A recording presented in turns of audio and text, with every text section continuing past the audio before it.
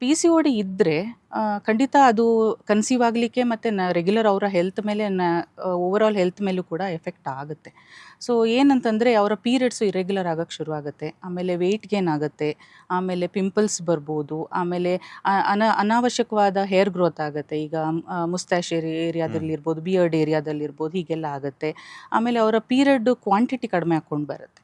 So 1 ದಿನ 2 ದಿನ ಇಷ್ಟೇ ಇರಬಹುದು. ಆಮೇಲೆ ಆ್ಯಂಗ್ಸೈಟಿ ಇಶ್ಯೂಸು, ಡಿಪ್ರೆಷನ್ನು ಹೀಗೆಲ್ಲ ಆಗೋಕ್ಕೆ ಶುರುವಾಗುತ್ತೆ. ಆಮೇಲೆ ಫುಡ್ ಕ್ರೇವಿಂಗ್ಸ್ ಜಾಸ್ತಿ ಆಗುತ್ತೆ. ತಮಗೆ ಆಹಾರ ತುಂಬ ತಿನ್ನಬೇಕು ಅನಿಸುತ್ತೆ, ಫುಡ್ ಕಂಟ್ರೋಲ್ ಹೋಗಿಬಿಡತ್ತೆ ಅದು. ಸೊ ಹಾಗಾಗಿ ಫುಡ್ ಜಡ್ಜ್ಮೆಂಟ್ ಇರೋದಿಲ್ಲ. ಸೊ ಮತ್ತು ಇನ್ನೊಂದು ಪ್ರಾಬ್ಲಮ್ ಅಂದರೆ ಇನ್ಫರ್ಟಿಲಿಟಿ. ಸೊ ಮಕ್ಕಳಾಗಲಿಕ್ಕೆ ತೊಂದರೆ ಆಗುತ್ತೆ. ಸೊ ಮಕ್ಕಳಾಗೋಕ್ಕೆ ಯಾಕೆ ತೊಂದರೆ ಆಗುತ್ತೆ ಅಂತಂದರೆ, ದಪ್ಪವಾದ ಒಂದು ಅಂಡಾಣು ತಿಂಗಳ ಮಧ್ಯದಲ್ಲಿ ಅದು ರಿಲೀಸ್ ಆಗೋದಿಲ್ಲ, ಓವ್ಯುಲೇಷನ್ ಆಗಲಿಕ್ಕೆ ತೊಂದರೆ ಆಗುತ್ತೆ. ಸೊ ಹೀಗಾಗಿರೋದ್ರಿಂದ, ಪೀರಿಯಡ್ಸ್ ಇರ್ರೆಗ್ಯುಲರ್ ಆಗಿರೋದ್ರಿಂದ, ಸೊ ಅವ್ರಿಗೆ ಮಕ್ಕಳಾಗಲಿಕ್ಕೆ ನೆಕ್ಸ್ಟ್ ತೊಂದರೆ ಆಗುತ್ತೆ.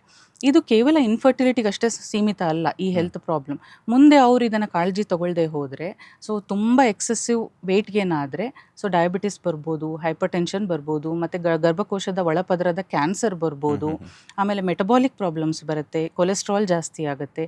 ಸೊ ಸಾಕಷ್ಟು ತಲೆಯಿಂದ ಹಿಡಿದು ಕಾಲಿನವರೆಗೂ ಒಂದೊಂದೇ ಆರೋಗ್ಯ ಸಮಸ್ಯೆಗಳು ಬರುತ್ತೆ.